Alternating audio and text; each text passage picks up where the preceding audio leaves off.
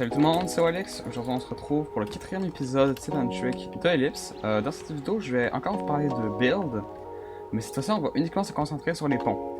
Donc je vais vous expliquer comment faire les différents types de ponts, comment bien les faire, comment les rendre le plus réaliste possible. C'est parti. Alors je sais pas vous, mais moi quand je pense à un pont dans Minecraft, ça me fait vraiment penser à ça.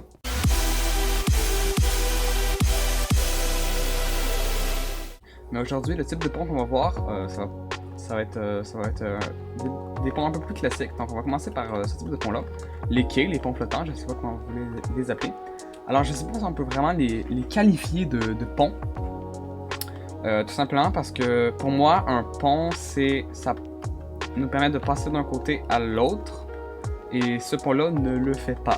Donc là, pour ce type de pont, moi ce que j'aime faire, c'est mettre des slabs pour que ça soit un petit peu surélevé par rapport au niveau de l'eau. Là, comme je vais vous le dire beaucoup de fois, je pense, dans cette vidéo, les matériaux que j'utilise sont absolument pas nécessaires, c'est simplement parce que c'est ceux que je trouve qui rendent le mieux. Donc là, j'ai utilisé du spruce et du oakwood. J'ai aussi ajouté des trappes juste au-dessus de l'eau pour donner un effet un peu flotteur au quai. Je trouve que ça rend assez bien. Aussi le pont, comme vous pouvez sans doute vous en douter, il n'y a pas de dimension précise à suivre. Mais il faut quand même faire attention parce que si ça devient trop petit ou trop grand, là ça va vraiment devenir moche. Exemple ça, c'est juste beaucoup trop serré. Ensuite, un truc que je fais ici, c'est que comme vous pouvez le constater, les bûches passent à travers le pont. Si on ne les fait pas passer à travers, l'écart entre les bûches va être plus grand. Donc l'écart ici va devoir également être plus grand parce qu'il faut que, par exemple, vous voyez, entre les bûches, il y a 1, 2, 3, 4 blocs. Et ici, vous en avez aussi 4. Alors que ici, j'en avais juste besoin de 2. Donc ici, c'était 2. Personnellement, je trouve que ça rend beaucoup mieux. Deuxième type de pont, cette fois-ci, on passe au pont vraiment le plus classique au monde. Mais c'est un pont qui est très stylé. Puis qui fait précisément ce qu'un pont doit faire.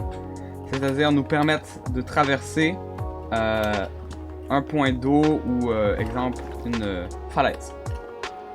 Donc là, ce qu'il y a vraiment à retenir avec ce type de pont-là, c'est qu'il faut toujours que ça marche avec des arches. Donc là, vous voyez, j'ai une arche, c'est simple. Je vais l'arche en stone, avec des matériaux de stone brick, cobblestone, pour faire un peu de texture. Et à l'intérieur, j'ai utilisé du spruce. On peut évidemment faire ce pont-là en plein de styles différents. Mais tout ce qui est important à retenir, c'est qu'il faut que ça reste des arches. Donc là, vous voyez, j'ai 1, 2 et 3 arches. Et il faut aussi que ça reste symétrique, que ce soit vers la droite ou vers la gauche.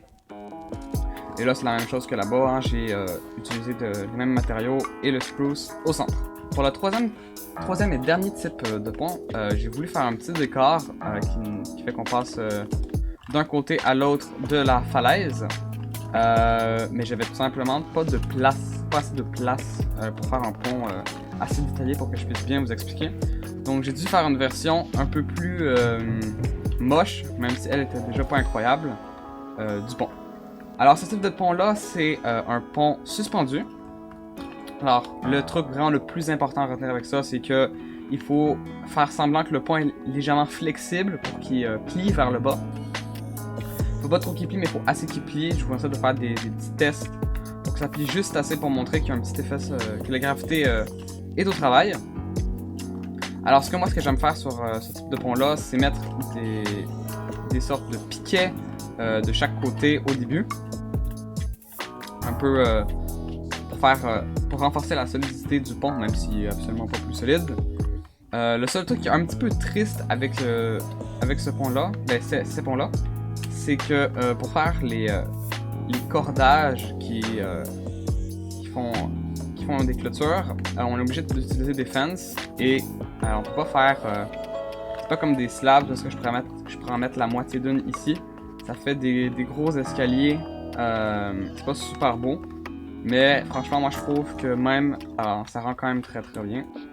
Alors c'est déjà la fin de cette vidéo. Je sais, elle était très très courte, mais je prépare quelque chose d'un peu plus gros avec les ponts un peu plus tard.